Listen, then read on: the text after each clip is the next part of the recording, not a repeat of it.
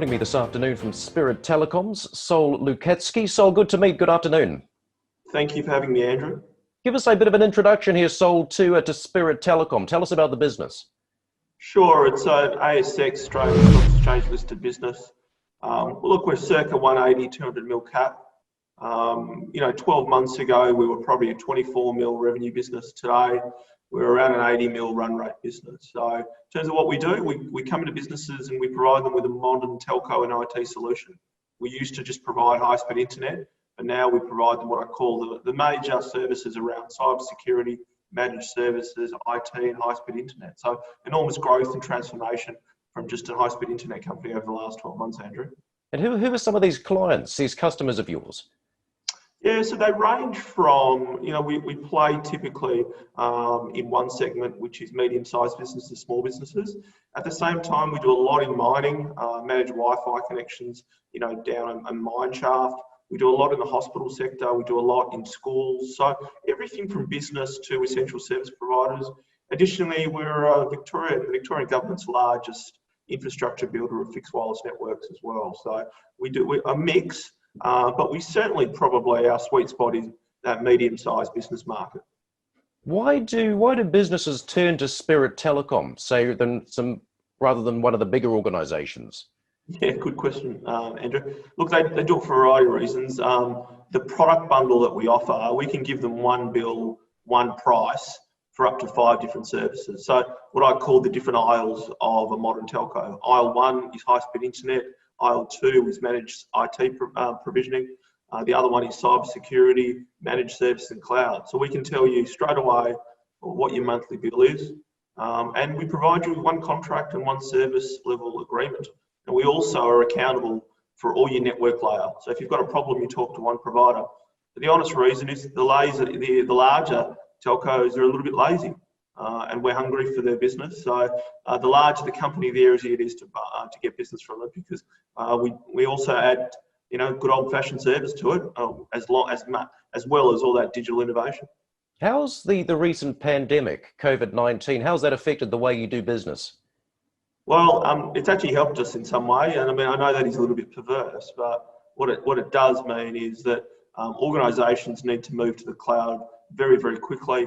They need that high-speed internet in their home or in their business. So I used to have to explain it on a PowerPoint, Andrew. Now it makes it much easier, because if you don't think IT and telco are merging into one industry, you're probably not on the same phone call or Zoom call or team call that I'm on. So it's, I've been talking about this for 12 months, but now it's a reality because people need to work remotely and they need their applications in the cloud. How, you mentioned mergers there, just how important are acquisitions as part of the growth story for you?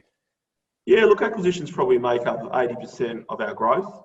They're very critical, because what we've done over the last 12 months to build that modern telco capability is acquire the product sets, the intellectual property and the engineers. So we already had high-speed internet. We needed to acquire the cloud applications, capabilities, the engineering capabilities and the scale. We also then needed the cybersecurity skills. We also needed the managed service skills. So we started off slow. Our first 2 acquisitions were only 2-3 mil acquisitions. So we learned a lot. And then as we grew in confidence and we began better at integration of those businesses, our last transaction was $30 million. And last week we announced 3 acquisitions simultaneously. And what do you look for in these businesses? We look at the people first, to be honest, Andrew. So the value systems of the people. Because if you get the people right, clearly the profitability and economics is critical. But quite honestly, we've said no to a number of deals based on the wrong value systems. And people say, well, why does it matter? Because the next question is, if you get the wrong people, it's really difficult to integrate them. It's like recruitment. You don't want to bring the wrong people into your organisation. If you get the right people, integration, and they bring in the right value systems in. So if the leaders are the right people, then typically the people they bring with them are the right people. So people and profit are the 2 things we look at. So clearly busy on the acquisition side of things. Where do you see future growth coming from? Where are you looking to? Yeah, look, our next level of growth is we really have the product set very well defined across those 5 key categories or 4 categories. We've built our own digital platform. So the partner, where anybody can go on spirit.com.au, press connect, check their address. We're now the largest aggregator of high-speed internet in Australia. the growth really for us now is distribution and brand. So the last 3 acquisitions gave us distribution all through Sydney, New South Wales, the largest GDP areas of Australia. We've signed over 21 resellers. Now that sounds small, but that's hundreds of new salespeople, because each reseller may have 50 salespeople. And then brand. So we're going to attack the market very aggressively. We launch our second large campaign in Brisbane next week, multiple billboards, and then Sydney the following week as well. So brand and distribution, in simple terms, you're selling more stuff to more people. Andrew, sometimes it's not that sophisticated. Is it worth considering markets beyond Australia at some point? Andrew, we've actually been approached mostly. So our digital platform, we built that in-house. So I've got a private equity background. So I've had a couple of private equity firms reach out to me around the digital platform. And what that platform does is actually aggregate all the major carriers in one spot. So you can go in and check all your qualifications of 3 million addresses. So I think on the platform side, potentially, but look, we're only an $80 million business now. We're only a $200 million market cap. There's some pretty lazy major telcos in Australia making a lot of money off small businesses, which I think is unfair. We're going to have a crack at them first before we look to the beautiful city of London. And what's the state of the balance sheet at the moment? Yeah, very good question. So we've got about $36 million of capital at our disposal. So last week we raised 18.3 through a heavily oversubscribed placement. We've got another 5 mil coming through a share purchase plan, which I think will be oversubscribed. CBA gave us an extra $5 million at that time as well, which raised the facility to 15.9. So, net, it's probably 30 if we take the 6 mil, but gross, there's $36 million.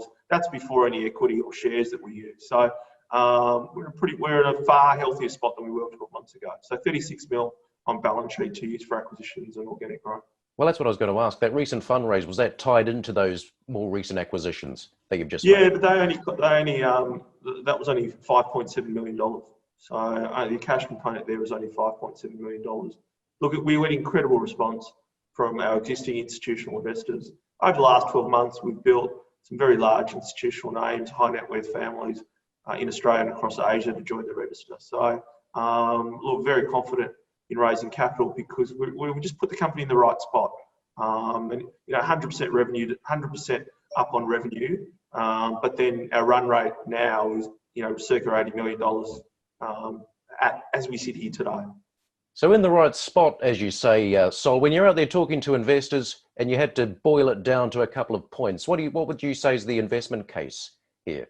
The investment case is on our screen, is on our laptop, in terms of those investors thinking that, I used to have to explain on PowerPoint. Now it's, if you don't think IT and telco have not merged as two industries, you're not on the same Zoom call, you're not on the same Teams call, and you're not on the same Google call as me. And additionally, my business case is that we are now playing in a $50 billion target market. Telco, before this stock was looked through as a telco lens, we are a telco, but we're also now an IT services company.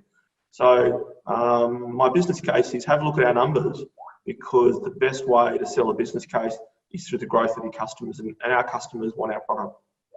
Sol, good to meet you. Thanks very much for your time. Thanks, Andrew. Thanks for having me on.